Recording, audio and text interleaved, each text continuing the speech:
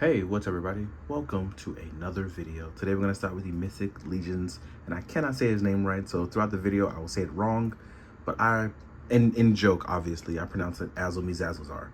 You know, I think it's funny, I love the name, but I do love that we are now getting this combined Greater Demon, you know, because blue plus yellow equals green. So yeah, today we have Azzhazzar, and this is one of our larger ogre scale figures, and what's crazy is the horns are removable, but it's just one of those things, and this is a daytime review, so the daytime is crazy.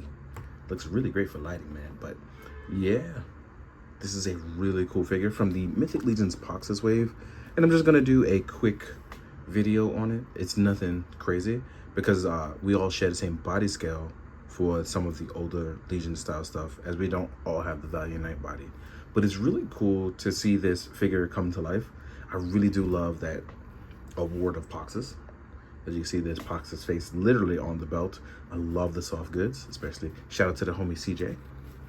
But as you can see here, we have this beautiful look. And I, in the photos, did a lot of silhouettes with it to show off these highlights. And I don't think people understand just how beautiful these look under mood lighting. They look utterly fantastic, and they just photograph so beautifully.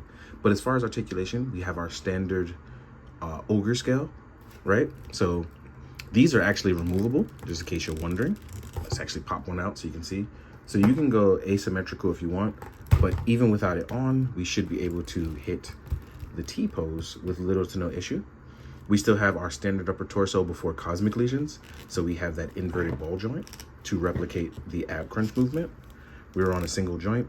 We can hit that 90 degrees. We have hands that are on a horizontal joint. The bands are removable as well, too. So we have all that. Our legs can go and hit a 90 degree, but please be careful for Poxxus's face. We have a 90 degree here, and we have hooved feet, but we still have excellent ankle joints and pivots and movements, right? So yeah, if you want to pose your bad boy up in some cosmic like movement, here's some suggestions that you can use, right?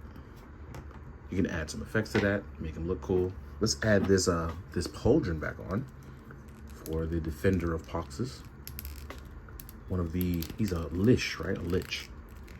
Now, one more thing I do want to discuss though, is that on the head, and I thought this is really cool, if you don't want to use all 4 horns, you can actually remove the horns, right? Just use 1, 2, or 3, or any combination of them. But again, this head sculpt is fantastic. But now we are going to jump into our accessories. They're not a lot, so I'm just going to do it right here. One of the cool things that you will get is going to be these cool flame effects. These flame effects are magical in nature, obviously. This is a sorcerer. And these can attach to the hands, but you will attach them via, you're going to take the hand out. And this is the easiest way, in my opinion. You will take the hand out and slide it through, and then slide the hand in. Makes it a lot easier when you're putting it on, trust me. So you're gonna slide it over. And I think I've chosen the wrong side. Yep. So I'm gonna slide it through. See how much easier that was? Then we're gonna slide our hand in. And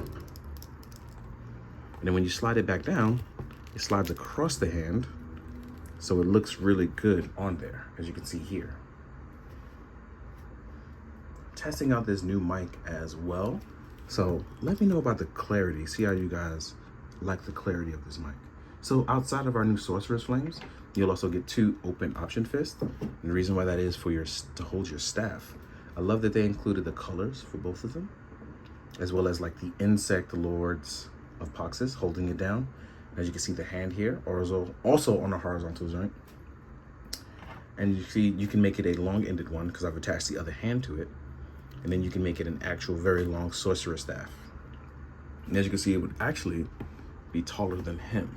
As we change our focus, you can see even with our hands attached, it'll be taller than him, whether it's bending down or standing.